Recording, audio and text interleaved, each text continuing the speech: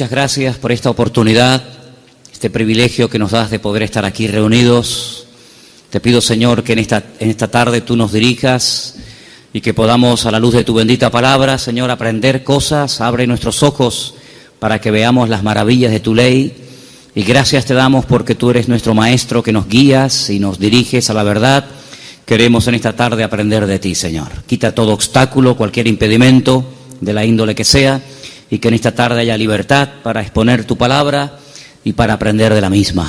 Gracias por todo, Señor, en el nombre de tu amado Hijo Jesús. Amén y amén. Vamos a estar leyendo esta tarde una serie de textos, y por eso le he pedido a Vanessa y a otras personas que nos ayuden. Pero vamos a abrir la Biblia primeramente nosotros en esta tarde por una carta que el apóstol Pablo le escribe a Tito. Sabéis que el apóstol Pablo tenía la costumbre de establecer la obra, abrir la iglesia, atenderla un tiempo y después poner al frente de esas obras a obreros que habían trabajado con él, que habían aprendido bajo su ministerio. Vemos cómo dejó en la ciudad de Éfeso a Timoteo, al cual le escribe 2 cartas, pero a este joven pastor llamado Tito, lo deja en la isla de Creta. Y en el capítulo 2 de Tito capítulo 2, versículos 1 y 2,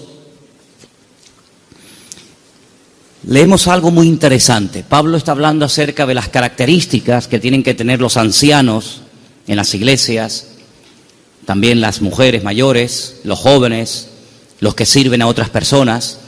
Y en los primeros versículos encontramos algo que me ha llamado mucho la atención y de lo cual quiero hablar en esta tarde. Pero tú habla lo que está de acuerdo con la sana doctrina. Que los ancianos sean sobrios, serios, prudentes, sanos en la fe, en el amor, en la paciencia. Y sigue contando y pidiendo cosas, ¿verdad? La frase que me llamó la atención, y es el tema que queremos hablar esta tarde, es cómo tener una fe sana. Cómo tener una fe sana. Dice la Biblia que el apóstol Pablo le pedía a Timoteo que los ancianos, que el liderazgo de la iglesia, tenían que tener una fe sana. Indagando por distintos textos del Nuevo Testamento, veo que a veces se menciona la fe, pero no siempre desde un punto de vista positivo. Hay como muchos tipos de fe, e incluso también muchos niveles de fe. Y el apóstol Pablo y el Señor, a través de sus palabras, nos dice que la fe del creyente tiene que ser sana. Hablaremos después cómo se puede tener una fe sana, y también nos tendremos que preguntar si la fe que yo tengo está sana o está un poco enferma, ¿no? En Lucas 9:54 vamos a leer el primer texto, donde podemos ver a unos discípulos del Señor que lógicamente tenían fe, pero una fe muy extraña. Yo la he llamado una fe distorsionada. Escuchemos Lucas 9:54. Viendo esto, sus discípulos Jacobo y Juan dijeron: Señor, ¿quieres que mandemos descienda fuego del cielo como hizo Elías y los consuma? Unos discípulos del Señor le están proponiendo al Señor: Señor, ¿quieres que oremos para que caiga fuego del cielo y destruya a esta gente que no ha querido recibirnos? Y dice, ¿pero qué estáis diciendo? El Señor no apoya esa petición. El Señor dice, ustedes no saben lo que están proponiendo, ustedes no saben de lo que están hablando. La fe no es para destruir a la gente, la fe es para edificar, para ayudar, para bendecir. Luego, esta gente tenía una fe distorsionada completamente. Y sería muy bueno que nosotros nos preguntáramos de vez en cuando qué tipo de fe tenemos. Porque vemos que estos discípulos tienen una fe muy grande, incluso hasta para proponerle al Señor orar para que caiga fuego del cielo, como hacía el profeta Elías en varias ocasiones durante su ministerio, pero que no es ni el momento, ni el lugar, ni muchísimo menos la voluntad de Dios que se esté utilizando la fe para semejante barbaridad. Luego aquí vemos, sí, fe, pero una fe distorsionada.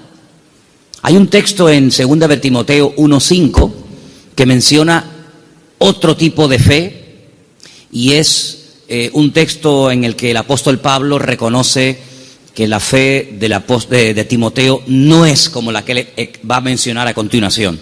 2 de Timoteo 1:5. Trayendo a la memoria la fe no fingida que hay en ti, la cual habitó primero en tu abuela Loida y en tu madre Eunice, y estoy seguro que en ti también. Analizando este texto, encontré que hay más de 43 traducciones diferentes de este término griego que se ha traducido en la versión Reina Valera como fe no fingida.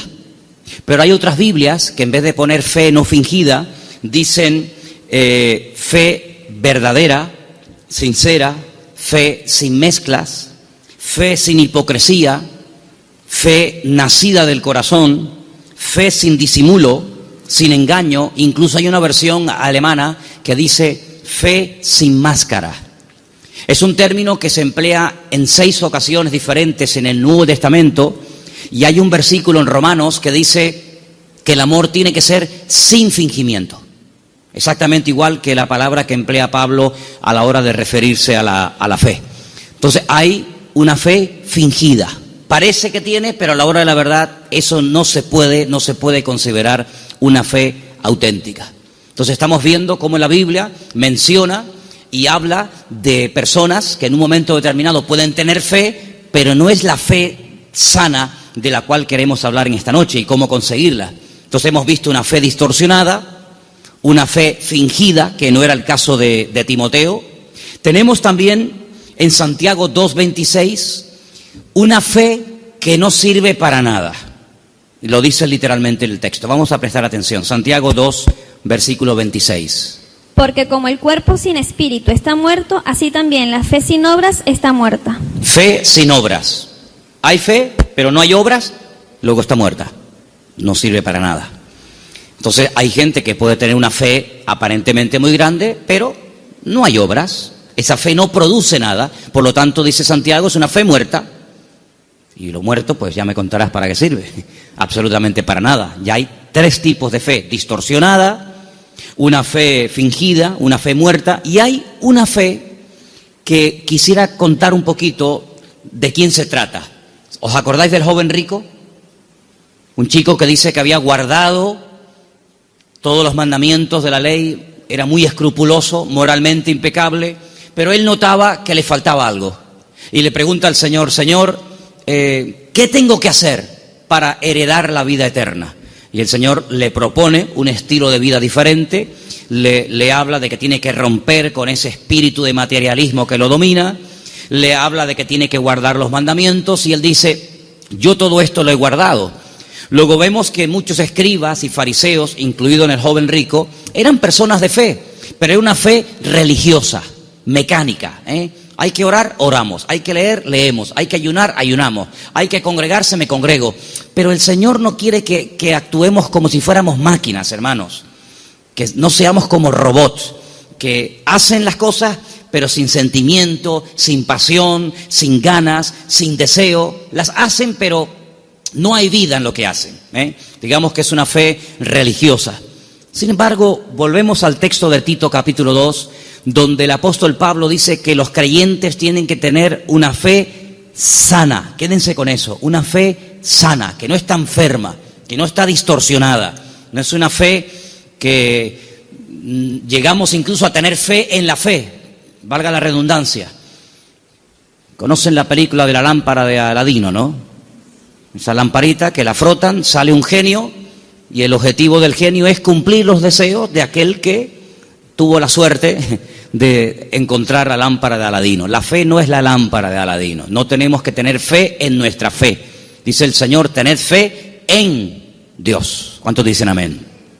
Antes de ver las características y cómo se puede tener una fe sana, quiero llevarles a Mateo capítulo 8, donde vais a ver cómo el Señor sabe perfectamente qué nivel y qué calidad de fe tenemos.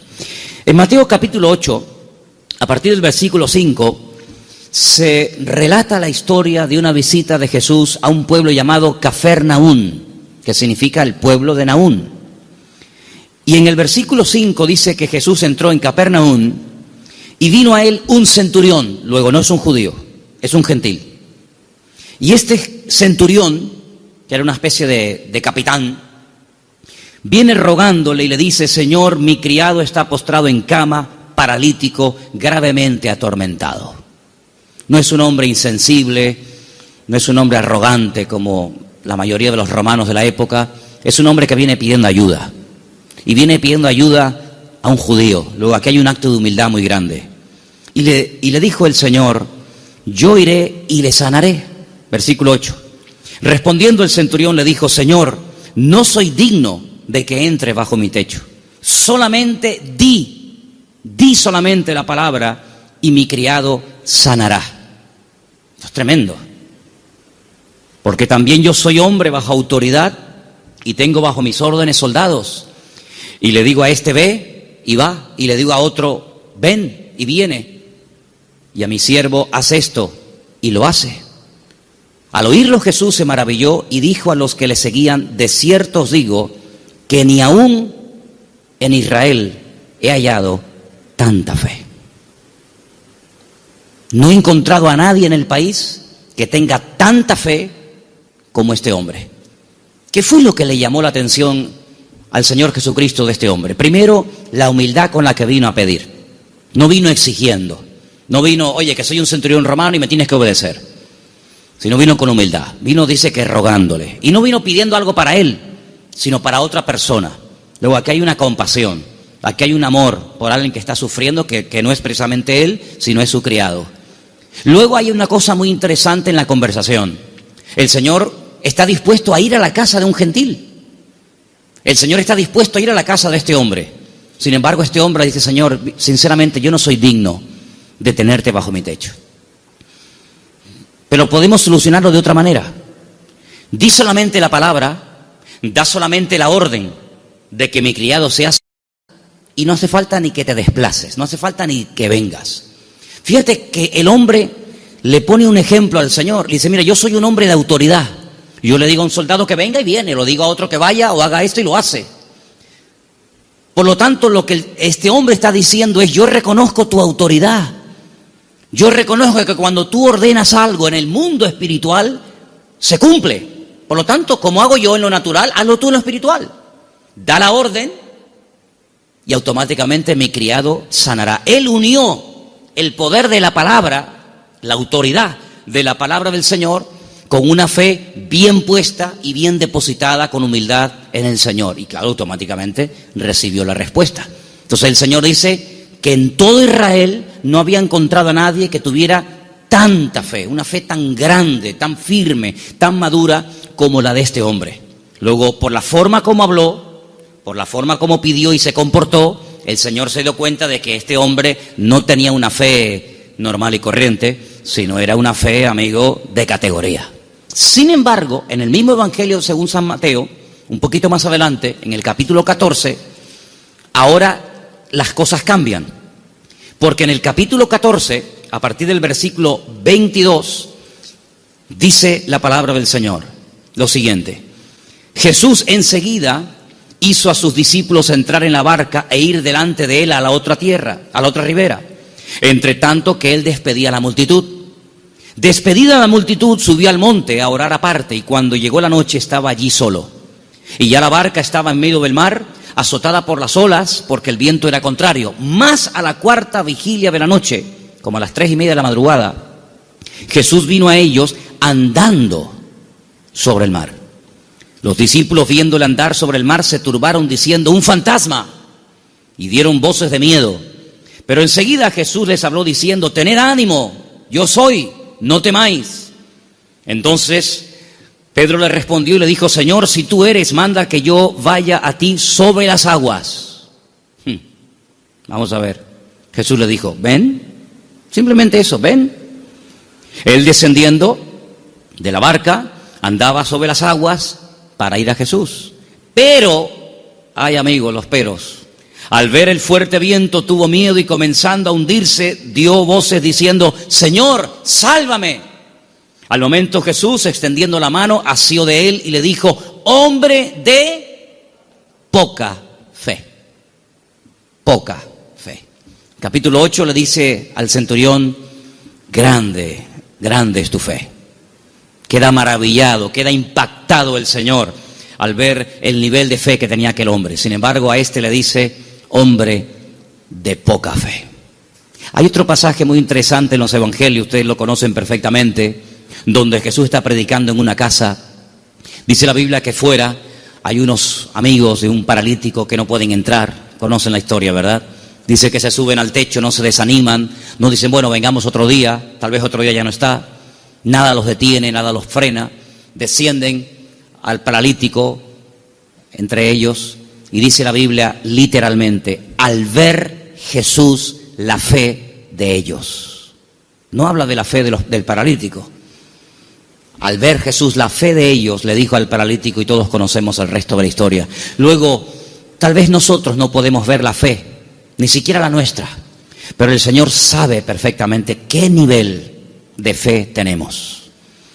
La fe que tenemos que tener no es una fe cualquiera. No es esa fe que creemos que es una especie de, como dije antes, de lámpara de Aladino o de llave maestra que todo lo puede y todo lo abre. No, no. Tiene que ser una fe sana. Pero ¿cómo se llega a tener esa fe sana? ¿Cuáles son las características de una fe sana verdaderamente en el Señor? Vamos a ver la primera característica que tiene que tener una fe sana. Primera de Pedro, capítulo 1, del 3 al 9. ¿Lo tienes, Vanessa? Vamos a prestar atención a Primera de Pedro 1, del 3 al 9. Bendito el Dios y Padre de nuestro Señor Jesucristo, que según su grande misericordia nos hizo renacer para una esperanza viva por la resurrección de Jesucristo de los muertos, para una herencia incorruptible, incontaminada e inmarcesible, reservada en los cielos para vosotros, que sois guardados por el poder de Dios mediante la fe para alcanzar la salvación que está preparada para ser manifestada en el tiempo postrero, en lo cual vosotros os alegráis, aunque ahora, por un poco de tiempo, si es necesario, tengáis que ser afligidos en diversas pruebas, para que sometida a prueba vuestra fe, mucho más preciosa que el oro, el cual, aunque perecedero, se prueba con fuego, sea hallada en alabanza, gloria y honra, cuando sea manifestado Jesucristo, a quien amáis sin haberle visto, en quien creyendo, aunque ahora no lo veáis, os alegráis con gozo inefable y glorioso, obteniendo el fin de vuestra fe, que es la salvación de vuestras almas. Amén. ¿Os dais cuenta? La primera característica de una fe sana es que tiene que ser probada. Si no quieres tener una fe probada, jamás sabrás qué tipo de fe tú tienes. Mientras no hay problemas, no se sabe si verdaderamente tú eres una persona madura o inmadura. No se sabe. Es como cuando antiguamente te entregaban la cartilla cuando terminabas de hacer el servicio militar y te ponían comportamiento, bueno, malo, excelente, regular, lo que fuera, disposición a la hora de actuar o en fin, las distintas, digamos, no materias, sino las distintas características que se pretendía o se suponía que había en un soldado. Generalmente, a menos que fuera tiempo de guerra, el apartado del valor se dejaba en blanco, porque no hubo ocasión de mostrar el valor. La obediencia sí, la fidelidad, la puntualidad, digamos la uniformidad, pero el valor era una casilla que se dejaba en blanco. Ahora, si hay una guerra, si te tienes que jugar la vida, si tienes que salir a campo abierto, entonces se sabe si ese soldado tenía o no tenía valor. Con la fe es exactamente igual. Si no hay pruebas, pues sí, tengo fe. Pero amigo, y cuando llegaron las pruebas, ¿cómo reaccionó usted ante el primer problema que le vino después de conocer al Señor? Porque nosotros reaccionamos de una manera antes de conocer al Señor que no puede ser la misma después de conocer al Señor. ¿Cómo, por ejemplo, reaccionó Job? Job no era judío, Job era un gentil, pero tenía tan clara su confianza y su fe en el Señor que después de las pruebas aún estaba mejor que antes de las pruebas. Antes de las pruebas era un hombre rico, la vida le sonrió, tenía hijos, matrimonio que funcionaba perfectamente, aparentemente, tierras, criados, prestigio, casas, un patrimonio increíble y no había ningún problema. El Señor permitió, porque todo lo permite el Señor, que las cosas comenzaran a ir de diferente manera. perdió en una semana a todos los hijos, no a uno, a todos, los varones y las hembras. Perdió todos los animales, eso era una tragedia en aquel tiempo. Las cosechas se le pudrieron, la mujer se le volvió en su contra, él cayó enfermo, las casas se le derrumbaron, los amigos, ni te cuento. Si uno dice, bueno, pero ¿dónde está Dios en todo esto? Nunca estuvo Dios más cerca de Job que cuando era probado. Cuando más cerca Dios estuvo de Job y cuando más cerca Job estuvo del Señor fue en el tiempo de la prueba. En ningún momento se quejó. Argumentó, habló con el Señor, todo lo que tú quieras, pero en ningún momento claudicó y dijo, no merece la pena, no sirve de nada llevar una vida íntegra, llevar una vida de santidad, porque al fin y al cabo, mira, estoy pasando lo peor que los que no creen en ti, Señor. Al final, cuando termina todo aquel ciclo de pruebas tremendas, que no sabemos exactamente cuánto tiempo duró, él dice cosas tremendas. Él dice, yo de oídas te había oído, pero ahora mis ojos te ven. Ahora es cuando yo verdaderamente he conocido qué tipo de Dios, qué naturaleza es la de mi Dios. Ahora he experimentado la fidelidad de Dios. Ahora he experimentado la sanidad del Señor. Ahora he experimentado el consuelo del Señor. Y por eso, claro, él dice esa famosa leyenda, esa famosa frase, aunque Dios me mate, lo voy a seguir adorando, porque yo sé que mi Redentor está vivo. Entonces las pruebas no lo destruyeron, al contrario, lo fortalecieron de tal manera que al final él tiene que orar por los demás y nadie por él, porque solamente venían a cuestionarle, a criticarle, a poner el dedo en la llaga y bueno, a decir todo tipo de barbaridades. Por lo tanto, la fe sana, la fe verdadera, tarde o temprano, ha de ser probada. Y dice la Biblia que la actitud que tenemos que tener ante las pruebas es de gozo, no es encima, ¿sí? Encima. Tener por sumo gozo cuando os halléis en diversas pruebas, sabiendo que la prueba de vuestra fe produce paciencia. Porque una fe, para que sea sana, tiene que tener un ingrediente indispensable, y es paciencia. La fe sin paciencia puede convertirse en temeridad. Y tú dices, pero la fe tiene que ir acompañada de paciencia. Hombre, claro. Si no, se termina convirtiendo en desesperación.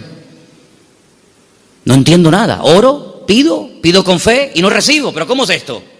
Entonces, si no va acompañada del ingrediente de la paciencia, al final terminas desesperándote porque crees que no tienes fe, que has cometido un pecado, que te han hecho algo malo, etcétera, etcétera, y comenzamos a decir tonterías, y toda tontería, toda queja, todo lamento que salga de nuestros labios lo que hace es que va deteriorando, enfermando, debilitando cada vez más la fe. Y en vez de ser una fe sana, es una fe, pero enferma.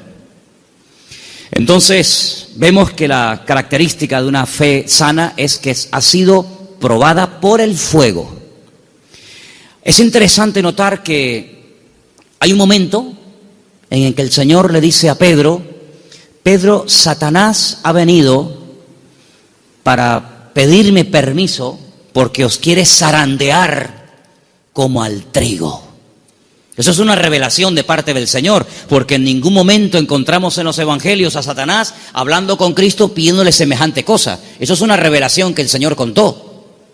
En esas cosas que le ocurrían a nivel personal al Señor, dice, Él los va a zarandear como el trigo, pero yo ya he rogado previamente por ustedes para que vuestra fe no falle. Y una vez que seáis confirmados, vete y confirma a tus hermanos. En otras palabras, el Señor no descarta en ningún momento que un creyente en algún momento determinado de la vida pueda ser sacudido o pueda ser zarandeado, es decir, probado.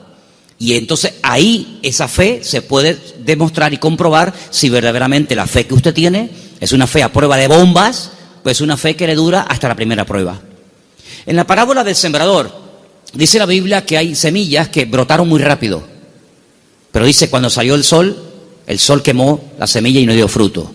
Y cuando están en privado, los discípulos le preguntan al Señor o le piden al Señor que les explique la parábola del sembrador. Y Él les dice, mira, las semillas que caen junto al camino y brota rápido son los que reciben la palabra, al momento la reciben con gozo, pero como no tienen raíces, cuando sale el sol, que son las pruebas y las dificultades de la vida, las pruebas de la vida secan, son de corta duración. Entonces la prueba lo que hace es que fortalece nuestra fe para que nuestra fe pueda estar preparada para la siguiente prueba y así de esa manera tener una fe robusta y madura que ha soportado las pruebas. Es como cuando se construye un puente, se hace una prueba de carga. No se abre al público, decir, bueno, abran, ¿y si se cae?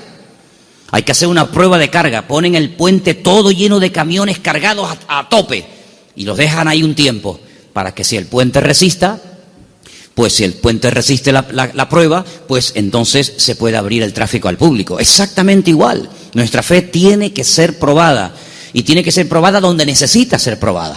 A lo mejor en lo económico, a lo mejor en lo familiar, a lo mejor en lo físico, no sé, pero el Señor sabe dónde tiene que apretar, porque todas las pruebas siempre son para nuestro progreso, para nuestro crecimiento y para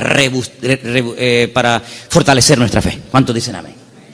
La segunda característica de una fe auténtica, de una fe sana, la encontramos en una carta que Pablo le escribe a los hermanos de Tesalónica. Primera de Tesalonicenses 1, del 2 al 10. Es una lectura un poquitín larga, pero por favor presten atención. ¿La tienes tú, Patricia? Adelante. Damos siempre gracias a Dios por todos vosotros, haciendo memoria de vosotros en nuestras oraciones, acordándonos sin cesar delante del Dios y Padre nuestro de la obra de vuestra fe, del trabajo de vuestro amor y de vuestra constancia en la esperanza en nuestro Señor Jesucristo, porque conocemos, hermanos amados de Dios, vuestra elección. Pues nuestro evangelio no llegó a vosotros en palabras solamente, sino también en poder, en el Espíritu Santo y en plena certidumbre. Como bien sabéis, cuáles fuimos entre vosotros por amor de vosotros, y vosotros vinisteis a ser imitadores de nosotros y del Señor, recibiendo la palabra en medio de gran tribulación con gozo del Espíritu Santo, de tal manera que habéis sido ejemplo a todos los de Macedonia y de Acaya, que han creído, porque partiendo de vosotros ha sido divulgada la palabra del Señor, no solo en Macedonia y Acaya, sino también en todo lugar vuestra fe en Dios se ha extendido, de modo que nosotros no tenemos necesidad de hablar nada, porque ellos mismos cuentan de nosotros la manera en que nos recibisteis y cómo os convertisteis de los ídolos a Dios, para servir al Dios vivo y verdadero, y esperar de los cielos a su Hijo, al cual resucitó de los muertos, a Jesús, quien nos libra de la ira venidera. Amén. La iglesia de Tesalónica, desde el primer momento, fue una iglesia muy perseguida, muy perseguida. No todas fueron así, pero una de las características de esa congregación es que desde el primer momento los creyentes fueron perseguidos. Hermanos perdieron la vida. Llegó un punto que la presión era tan tremenda, que comenzaron a pensar si a lo mejor ya había comenzado hasta la gran tribulación. Fíjate lo que te digo. Y por eso Pablo tiene que escribirles varias cartas y alentar y animar a los hermanos y aclararles que todavía ese tiempo no ha comenzado, y les alienta y les anima a decir, hermanos, seguir adelante. El Señor aún no ha venido. El tiempo de angustia de Jacob, la gran tribulación aún no ha comenzado. Y Pablo pone doctrina encima de la mesa para que ellos sepan que lo que está pasando no es todavía lo que está profetizado para los últimos tiempos, ¿verdad? Y una de las cosas que el apóstol Pablo reconoce de la iglesia es que la fe de la iglesia, la fe de los hermanos de la ciudad de Tesalónica, no se quedó encerrada entre cuatro paredes, sino que los creyentes no habían perdido el valor de testificar a los que no conocían al Señor. Ellos se habían convertido, como dice ahí, hemos leído, de los ídolos. Habían sido gente idólatra, politeísta, y habían dejado esa vida de desorden, de idolatría, para convertirse al Dios vivo y verdadero. Pero la conversión de ellos, la fe de ellos depositada en el Dios vivo y verdadero, no era algo que se hacía a escondidas, sino algo que ellos querían que se difundiera. De tal manera que Pablo llegaba a ciertas y determinadas poblaciones y la gente en esos lugares daban testimonio de lo que los hermanos de Tesalónica estaban pasando y cómo la fe de ellos se había extendido. Y esto es muy importante, hermanos. Esto es muy importante porque en un momento tenemos un encuentro inicial con el Señor. Nos encontramos con el Señor, entendemos el propósito de la salvación, de la venida de Cristo. pedimos perdón por nuestros pecados, lo aceptamos como nuestro Señor y Salvador personal, muy bien, pero ¿y ahora? Ahora se tiene que extender nuestra fe. Tenemos que divulgar nuestro testimonio, nuestra esperanza en el Señor, porque no todo el mundo tiene la misma fe, no todo el mundo ha tenido la misma experiencia que tú has tenido, y por eso es muy importante que abramos la boca para que podamos decirle a la gente, oye, que hay una esperanza, que hay un remedio, como vimos el domingo, que hay un camino, una verdad y una vida. Y los tesalonicenses no dijeron, bueno, mira, vamos a quedarnos callados porque nos están maltratando, nos están matando, nos están torturando. No importa, vamos a seguir hablando, vamos a dar testimonio de la fe en nuestro Señor Jesucristo. Esa es otra característica indispensable de una fe sana, que no solamente soporta la prueba con gozo y que la utiliza como plataforma para crecer y para acercarse más al Señor, sino que además es una fe que no es muda, no es una fe invisible. Usted sabe que la tiene, pero nadie se ha enterado en la familia, nadie se ha enterado en el barrio. No, yo abro mi boca y extiendo y proclamo la fe, la obra que el Señor ha hecho en mi vida. Esa es otra característica de una fe sana. Un creyente que no testifica no es normal.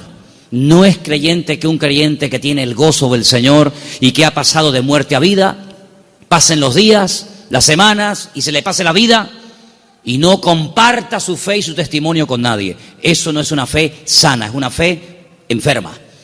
Otra característica de una fe sana, quiero leer en Santiago, voy a leer este pasaje yo, si no les importa, en capítulo 2, a partir del versículo 14, donde Santiago habla de algo muy importante relacionado con la fe. Dice, hermanos míos, Santiago 2:14, ¿de qué aprovechará si alguno dice que tiene fe y no tiene obras? ¿Podrá la fe salvarle? Si un hermano o una hermana están desnudos y tienen necesidad del alimento de cada día, y alguno de vosotros les dice, id en paz, calentaos y saciaos, pero no les dais las cosas que son necesarias para el cuerpo, ¿de qué aprovecha? No, hermanos, déjenme que diga esto. Dice, bueno, pero ¿no es el Señor el que suple nuestras necesidades? Sí, pero muchas veces el Señor puede suplir nuestras necesidades a través de nuestros hermanos. A veces cuando veo a un señor mayor o a alguna persona en un parque, en una plaza, dándole de comer a los pajaritos o a las palomas, a mí siempre me viene a la cabeza el texto que dice, hombres de poca fe, mirad las aves del cielo que ni siembran ni hilan, ¿no las alimenta vuestro Padre Celestial? Y yo digo, fíjate, este hombre sin darse cuenta, o a lo mejor sí, no sé, está siendo un instrumento que hoy el Señor está utilizando. Él cree que le sobraban unas miguitas de pan duro y las trae al parque para entretenerse, pero él no se está dando cuenta de que ese montón de pájaros, el Señor los está alimentando a través del detalle de este hombre. Entonces puede ser que el Señor te puede utilizar a ti en un momento determinado y a través de tu vida, cubrir la necesidad, suplir la necesidad de algún hermano. Entonces dice, así también la fe, si no tiene obras, es muerta en sí misma. Una de las fe que comentamos antes. Versículo 18. Pero alguno dirá, tú tienes fe, yo tengo obras, muéstrame tu fe sin tus obras y yo te mostraré mi fe por las obras. Tú crees que Dios es uno y bien, haces bien, también los demonios creen y tiemblan. Mas ¿quieres saber esto, hombre vano, que la fe sin obras es muerta? ¿No fue justificado por las obras nuestro padre Abraham cuando ofreció su hijo Isaac sobre el altar? ¿No ves que la fe actuó juntamente con sus obras y que la fe se perfeccionó por las obras? Y se cumplió la escritura que dice, Abraham creyó a Dios y le fue contado por justicia y fue llamado amigo de Dios. Vosotros veis pues que el hombre es justificado por las obras y no solamente por la fe. Asimismo también Rahab la ramera no fue justificada por las obras cuando recibió a los mensajeros y los envió por otro camino, porque como el cuerpo sin espíritu está muerto, así también la fe sin obras está muerta. Luego, una característica de una fe sana, que es lo que nos interesa y estamos hablando esta noche, es que es una fe que produce, una fe que hace obras. No es una fe teórica. No, yo creo pero no hago nada. No, es una fe que hace obras, ¿Cómo se sabía que Abraham tenía fe en el Señor? Bueno, pues yo estaba justamente leyendo hoy ese pasaje y dice la Biblia que este hombre viaja desde el sur de Israel, desde una ciudad llamada Beersheba, recorre todo el desierto del Negev, llega hasta el monte Moria, allí en Jerusalén, y antes de llegar deja a unos criados y le dice, bueno, guárdenme aquí el asno, el burrito, que dice, iremos, adoraremos y volveremos. Y a veces seguimos leyendo el pasaje y nos olvidamos de decir, no, espérate un momento, mira lo que acaba de decir. Iremos, adoraremos y volveremos. Pero ¿cómo dice volveremos si Abraham sabe que tiene que subir al monte Moria y sacrificar, es decir, matar a su hijo Isaac? Dirás en todo caso, volveré.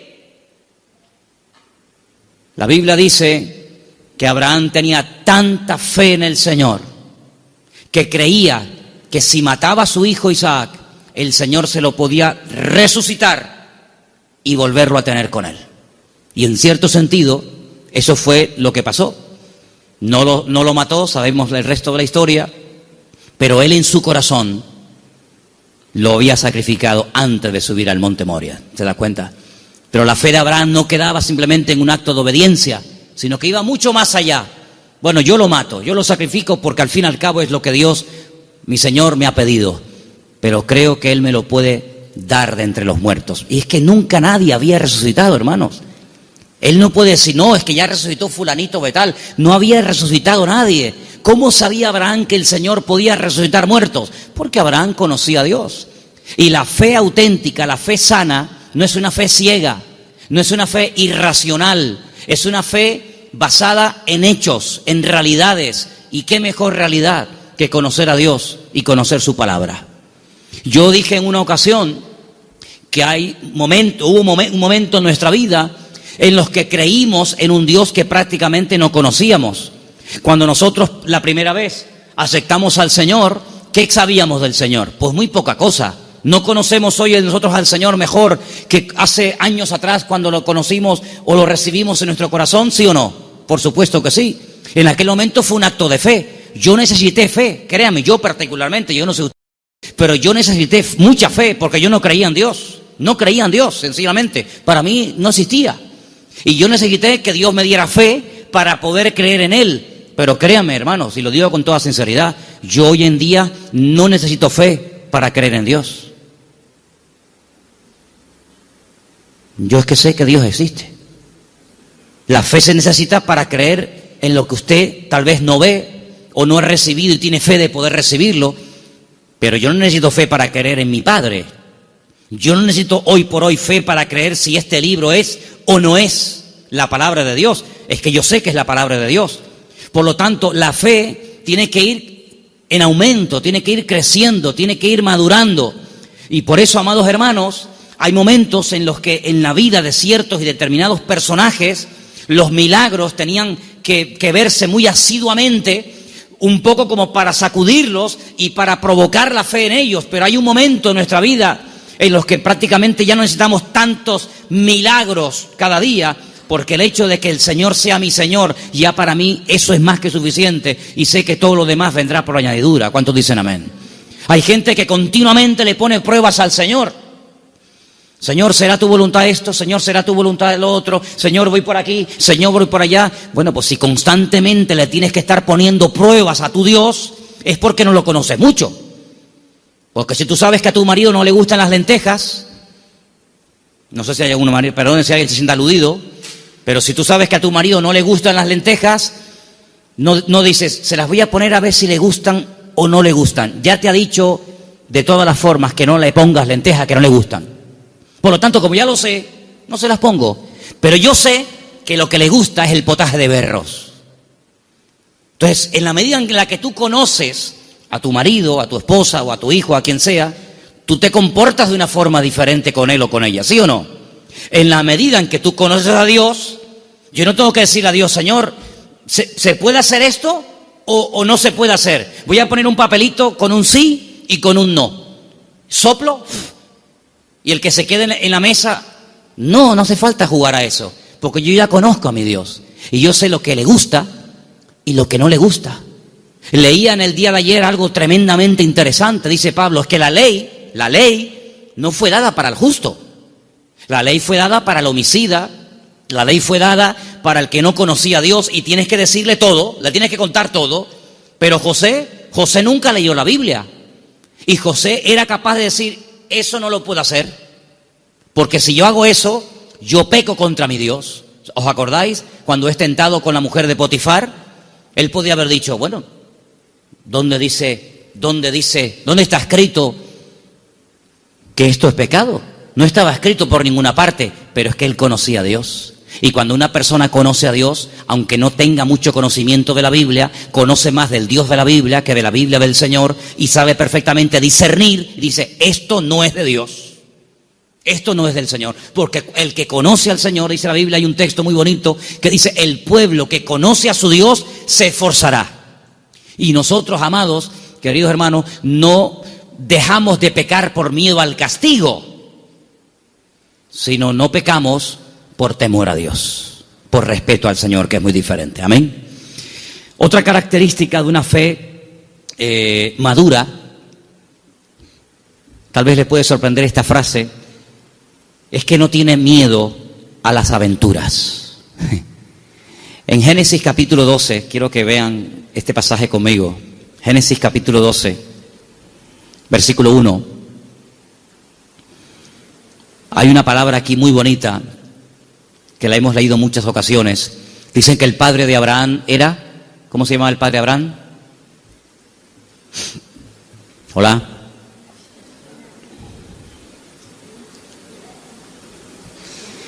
El padre de Abraham se llamaba Taré.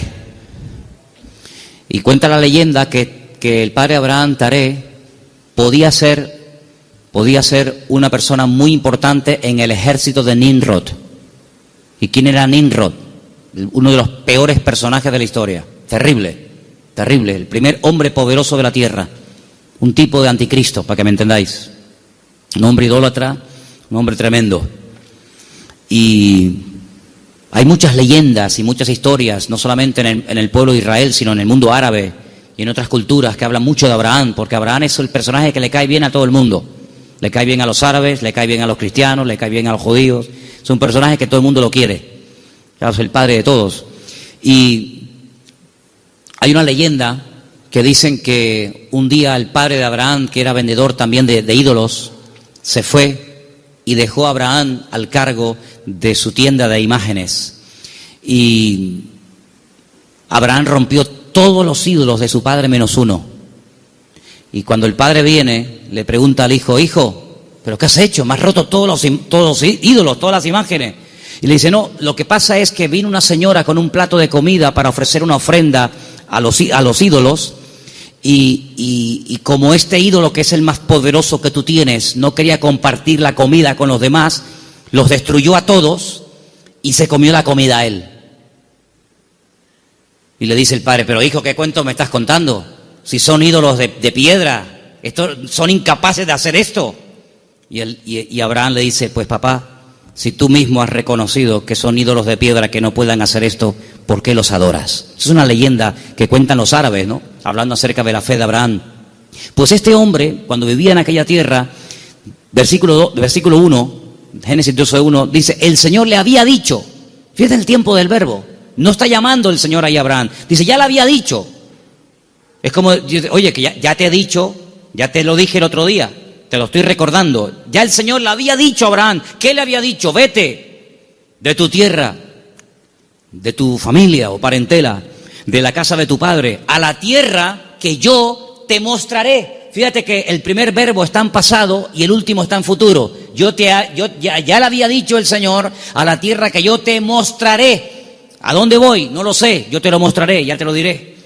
Pero hay una promesa, entre el cumplimiento de la promesa y la obediencia, hay una palabra muy interesante, dice, yo haré de ti una nación grande. Te bendeciré, te engrandeceré tú serás bendición. Bendeciré a los que te bendigan y a los que te maldijeren, maldeciré. Serán benditas en ti todas las familias de la tierra. Y se fue Abraham como el Señor lo había dicho. Entonces vemos que este hombre, en base a una promesa, en base a una orden de parte del Señor, él emprende una aventura. Y por eso este punto que he dicho, que para tener una fe sana, uno tiene que estar dispuesto a correr aventuras con el Señor. No podemos tener todo bajo control. Hay creyentes que todo lo quieren tener bajo control.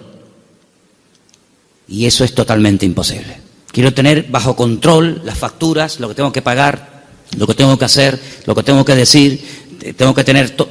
Hermano, en la vida de un creyente verdadero, tienes que dejar una puerta abierta a la vida de fe, a una vida de aventura.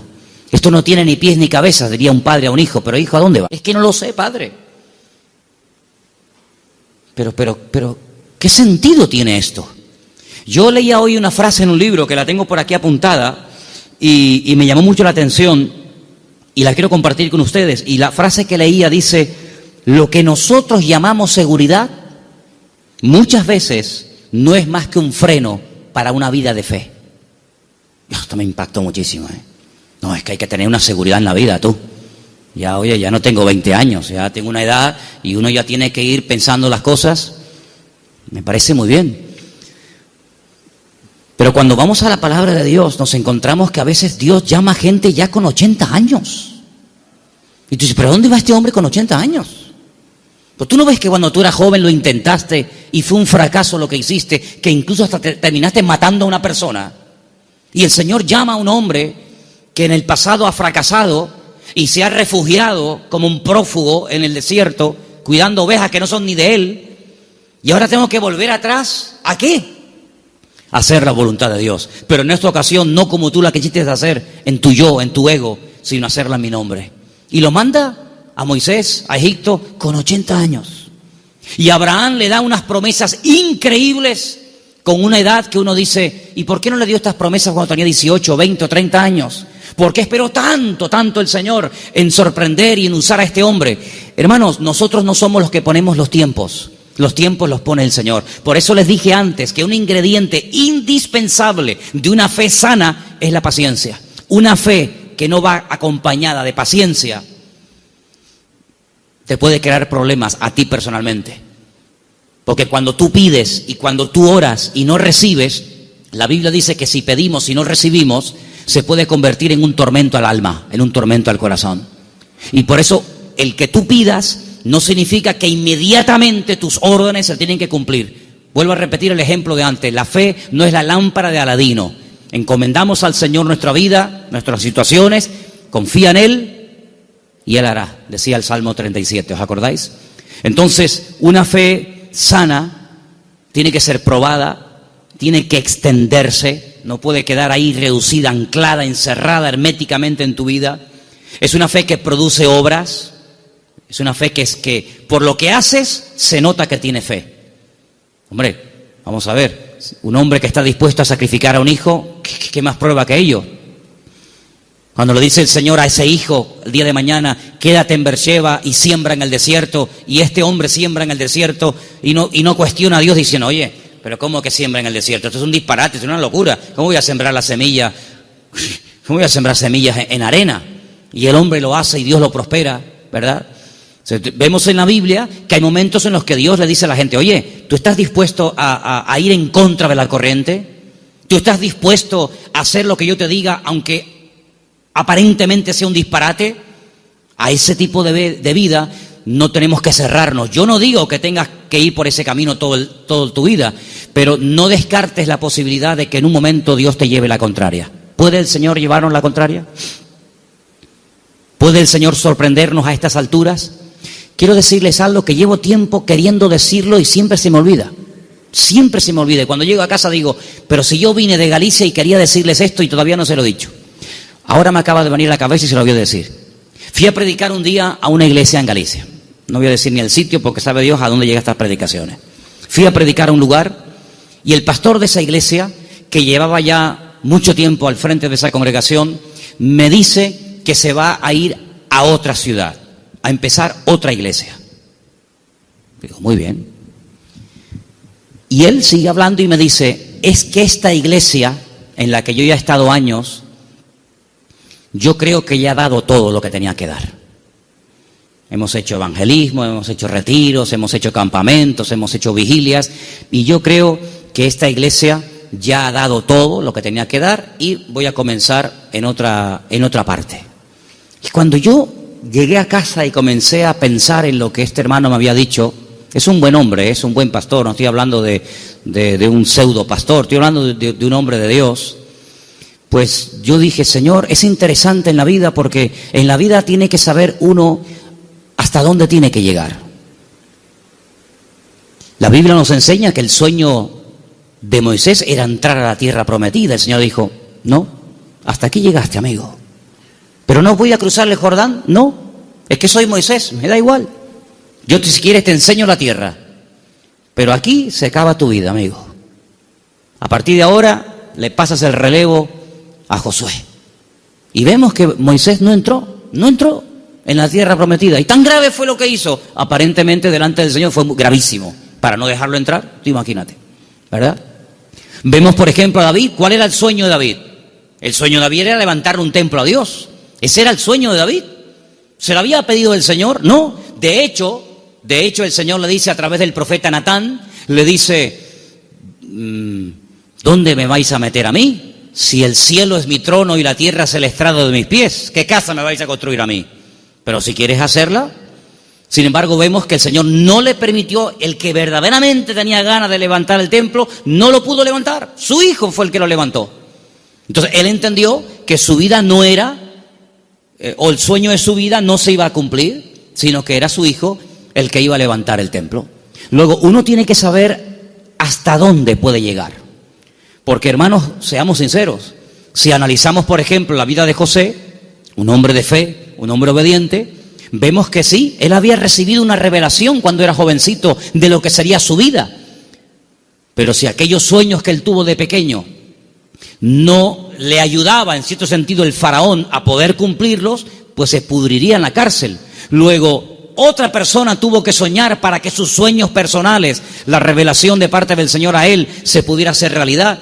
Por lo tanto, es muy importante como congregación, como familia, como matrimonio, como hijo, como pastor, como creyente, saber hasta dónde tengo que llegar con el Señor. De hecho, para mí hay dos preposiciones que aparecen en la Biblia que tenemos que tenerlas presentes siempre en nuestra vida de fe. Desde, hasta. Son dos preposiciones importantísimas en la vida de un creyente que quiere tener una fe sana. Desde, hasta. ¿A qué me refiero? Josué capítulo 1 dice, la tierra te la he entregado. Nadie te podrá hacer frente en todos los días de tu vida. Desde hasta, esa es la tierra en la que te puedes mover. No te salgas de ese marco, no te salgas de ese terreno, porque no te la daré.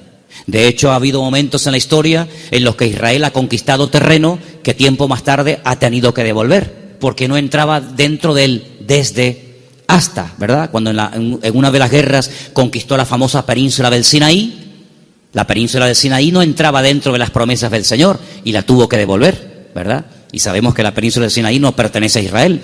Por lo tanto, como creyentes tenemos que saber cuáles son nuestras limitaciones, qué tipo de fe tenemos, y con ese tipo de fe trabajar y movernos en el Señor. Porque dice la Biblia que no a todos se nos ha dado la misma fe, ni los mismos dones, ni el mismo conocimiento, ni los mismos talentos. Por lo tanto, cada uno tiene que, dice, examinarse a sí mismo y decir, bueno, a mí el Señor no me ha llamado a predicar, pero así a mí el Señor sí me ha llamado a servir o a colaborar. Tal vez el Señor a mí no me ha llamado al ministerio musical, pero me ha llamado o me ha capacitado o me estoy preparando para el ministerio de enseñanza o para el ministerio, digamos, para otras culturas. Cada uno de nosotros tiene que examinar su fe y ver a sí mismo qué estás haciendo con el nivel de fe que tú tienes. Hay una característica que yo quisiera que leamos algunos versículos. No sé si lo tienen ustedes ahí, Patricia. Hebreos 11, ¿sí? Del 8 al 10. Porque antes dije algo que quiero que te lleves esta tarde grabado en tu corazón. Incluye la paciencia en tus oraciones. Incluye la paciencia en tu fe. Si no incluyes la fe, la paciencia en la fe que tienes, lo puedes pasar mal, porque va a haber un momento en el que te vas a pelear con Dios, te puedes desanimar, porque dices, Señor, estoy orando con fe, Estoy orando conforme a tu voluntad y no veo resultados, pero es que la fe tiene que ir acompañada de la paciencia. Vamos a leer 2 textos y con ellos terminamos. Hebreos 11, del 8 al 10, por favor.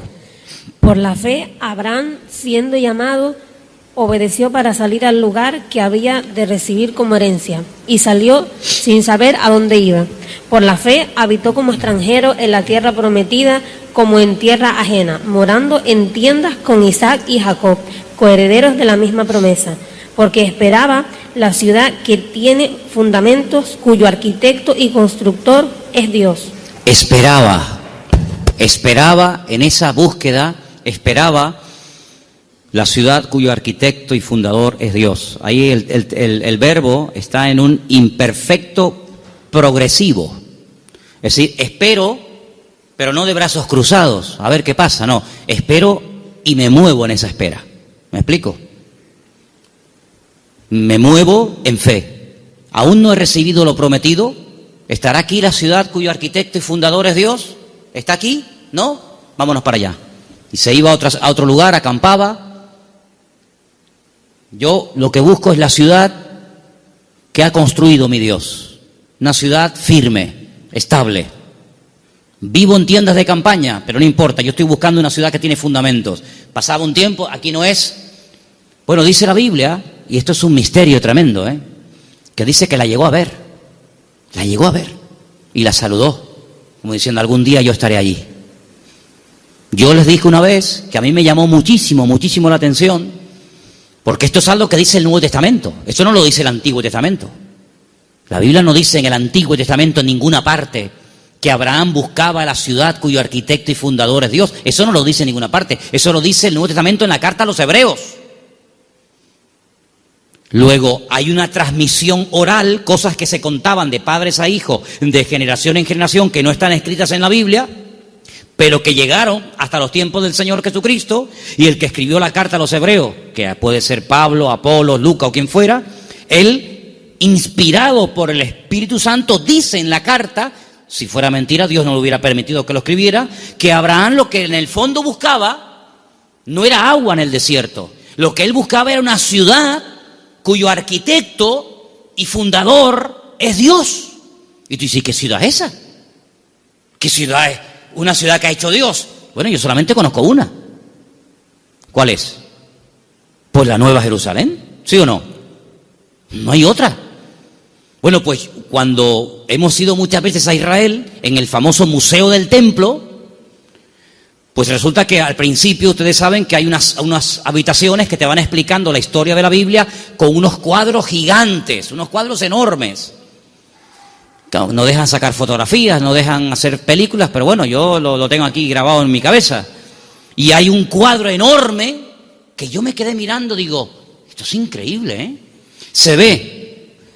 Son allá, claro, ya Isaac no era un niñito de 4, Isaac tenía entre 35 y 40 años cuando va al monte Moria con su padre. Algunas veces la gente se imagina que ven mi niño, ven bonito, ven, ponte aquí.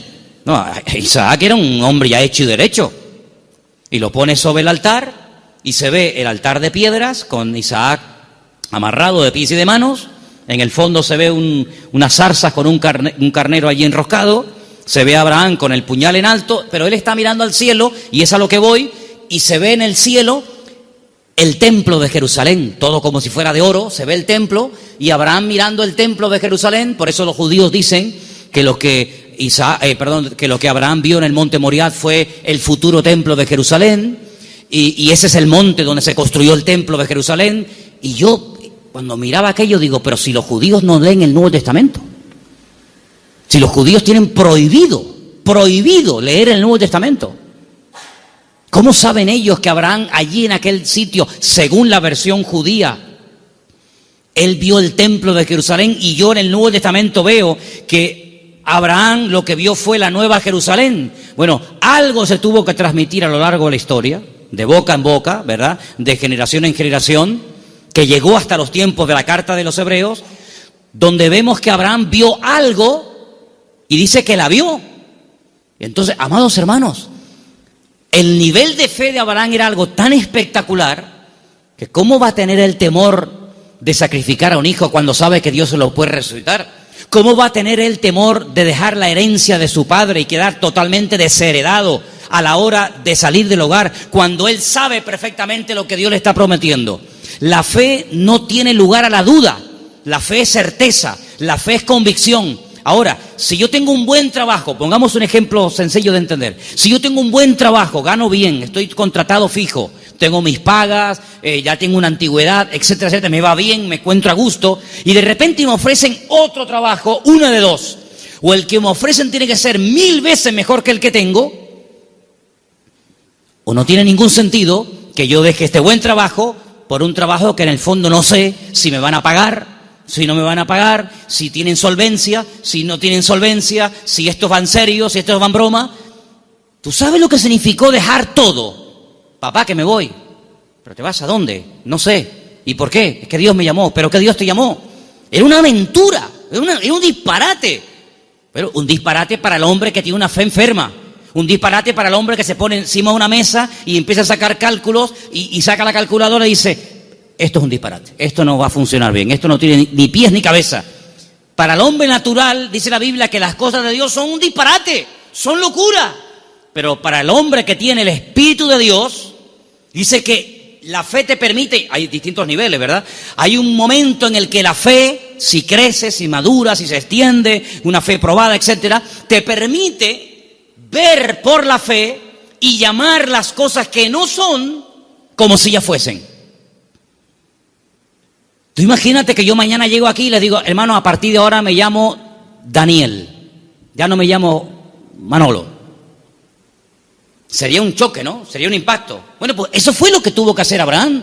Convencer a su mujer de que ahora Dios le cambió el nombre, convencer a sus 300 criados, y encima el nombre que Dios le ha puesto es un nombre que tiene que ver con algo que no es real. Si le hubiera puesto un nombre que significaba anciano, pues oye, te pega como anillo al dedo porque eres un viejito. O si te hubiera puesto un nombre que no sé, pero es que le puso un nombre que significaba padre de multitudes. Y claro, más de uno habrá dicho, pero bueno, es que este hombre este hombre va de mal en peor. Se pone un nombre que no tiene nada que ver con la realidad, pero es que la fe te permite estar por encima de lo que llamamos realidad. Porque yo pregunto, ¿la realidad cuál es? ¿La que vivimos o la que Dios quiere que vivamos? Porque la Biblia dice que la vida es sombra, y la sombra no es la realidad, la sombra proyecta una realidad. Y la Biblia dice que vivimos en un mundo que es de sombra. Sin embargo, cuando conocemos a Dios, nos damos cuenta que la sombra de Dios, para que nos entendamos, se proyecta muchas veces en lo que nosotros llamamos realidad, pero que realmente la realidad no es lo que vemos, sino lo que no vemos. Porque dice la Biblia que las cosas que vemos son temporales, pero las que no vemos son eternas. Y la Biblia dice, hay una promesa, que el justo, por la fe, vivirá. Pero en el texto original hebreo no aparece el verbo vivir, sino aparece el verbo ser. El texto dice, el justo por la fe existirá. Porque una cosa es vivir y otra cosa es existir. La existencia la da el Señor. Y cuando nosotros conocemos a Dios, comenzamos a descubrir que la vida que muchas veces nosotros llamamos seguridad no es más que un freno y un impedimento para ver la grandeza y descubrir el poder de nuestro Dios. Por eso quiero terminar recordando las 5 características de una fe sana. Preguntémonos si las tenemos. La fe sana tiene que ser tarde o temprano probada. Una prueba que no duele no es prueba. Una prueba que no afecta en algún momento determinado tu estado de ánimo, pues no es prueba ni nada. Dije hace tiempo que una característica de que estás siendo probado es que no entiendes nada. Si entiendes, no te estás probando el Señor. Si lo entiendes, no es una prueba. Una característica de que estoy siendo probado es que no entiendo lo que me está pasando. Eso es una prueba. La segunda característica es que es una fe que se extiende. No es una fe hermética encerrada en sí misma. Es una fe que actúa, que hace obras. Y por la forma como actúa, te das cuenta de que detrás de esa actuación hay una fe. Hay una frase que leí esta semana, que también la tengo apuntada aquí, que dice: todo esfuerzo realizado siempre obtiene resultados. Es buenísima, no me digan, ¿eh? Todo esfuerzo realizado siempre obtiene resultados. Tú te esfuerzas por el Señor, ¿verdad? Tú ejercitas la fe y automáticamente Dios lo premia. Tercera o cuarta característica, que la fe sana tiene que ir acompañada de paciencia. Dice la Biblia que Abraham esperaba pacientemente. Y finalmente la fe sana está dispuesta a la aventura. En Hebreos 10, del 12 al 13, quiero que lo leamos todos juntos, por favor. Hebreos capítulo 10, Hebreos 10, del 12 al 13. Hay unos versículos muy interesantes que los he dejado para el final, para que medites en ellos y te los lleves esta noche en tu corazón. Repito, Hebreos capítulo 10, del 12 al 13. ¿Lo tienen, hermanos? Bueno, creo que lo estamos poniendo ahí, ¿no? Perfecto. Léelo conmigo. Pero Cristo, habiendo ofrecido una vez para siempre un solo sacrificio por los pecados, se ha sentado a la diestra de Dios. Versículo 13. De ahí en adelante, esperando hasta que sus enemigos sean puestos por estrado de sus pies. Esperando. Es la misma palabra que aparece cuando dice que Abraham esperaba la ciudad cuyo arquitecto y fundador es Dios. Ahora fíjate esto. Cristo muere, cumple todo lo que tiene que cumplir, derrama su sangre, resucita al tercer día, asciende a la gloria, se sienta a la diestra de Dios Padre, y yo pregunto, ¿y ahora qué? Lo hemos leído esta noche. Él está esperando que todos y cada uno de sus enemigos sean sometidos y puestos bajo la planta de sus pies. Si mi Señor, después de todo lo que hizo, su muerte, su resurrección, la victoria sobre el pecado, sobre el diablo, etcétera, si Él, después de todo ese tremendo sacrificio, está esperando sentado a la diestra de Dios Padre, ¿por qué a nosotros a veces nos cuesta tanto esperar una oración que la hicimos la semana pasada y queremos que ahora nos responda el Señor? ¿Cuánto tiempo lleva esperando el Señor Jesucristo? Bueno, en número redondo, 2000 años.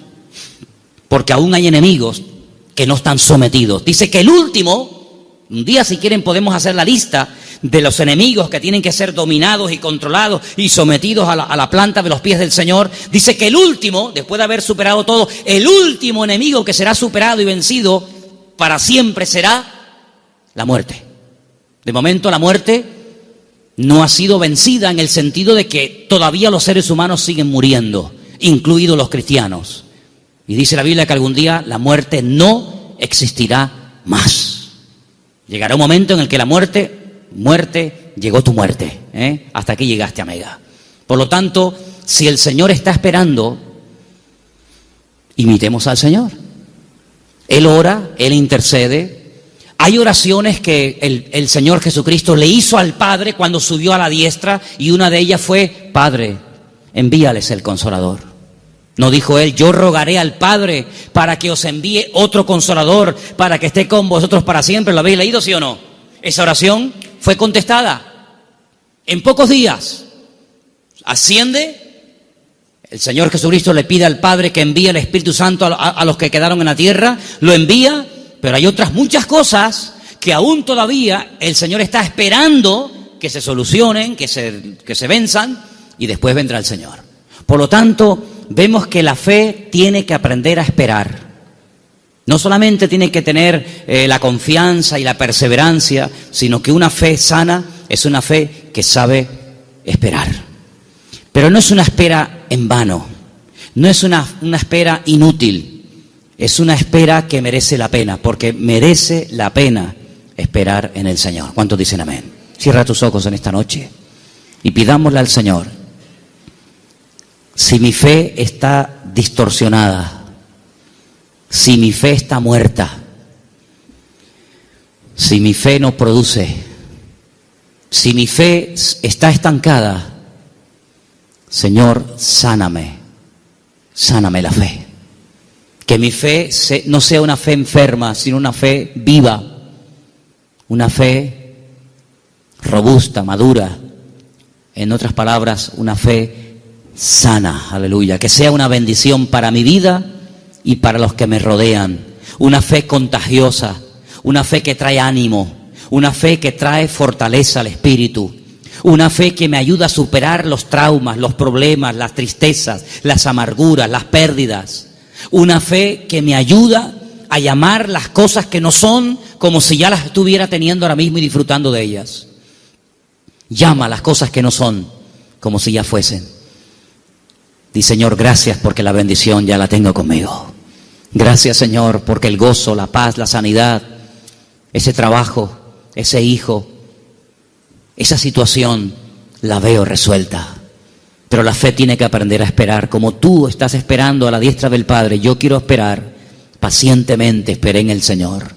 Y te pedimos en esta noche, Señor, que esta fe, que es la meta de todos y cada uno de los creyentes, de tus hijos, sea una realidad en nuestra vida. Ayúdanos a trabajar esta fe que tú un día depositaste en nuestros corazones, que el mundo no la apague, que las circunstancias de la vida no la debiliten ni la enfermen, sino que la fe nos permita estar firmes, porque tu palabra dice que nuestra fe ha vencido al mundo. Aleluya. Señor, si nuestra fe en algún momento no ha estado como tenía que estar, si no estamos verdaderamente echando mano y utilizando esta fe, te pedimos que tú nos sacudas y nos despiertes para que esta fe, Señor, verdaderamente sea una fe poderosa, una fe que obtenga lo imposible y una fe que me permita vivir en victoria y bendecido todos los días de mi vida hasta que tú regreses, Señor. Gracias te doy, Señor, por este don, por este regalo maravilloso que tú has puesto en mi vida. Bendecimos y glorificamos tu nombre en esta noche, en el nombre bendito de Jesús. Amén.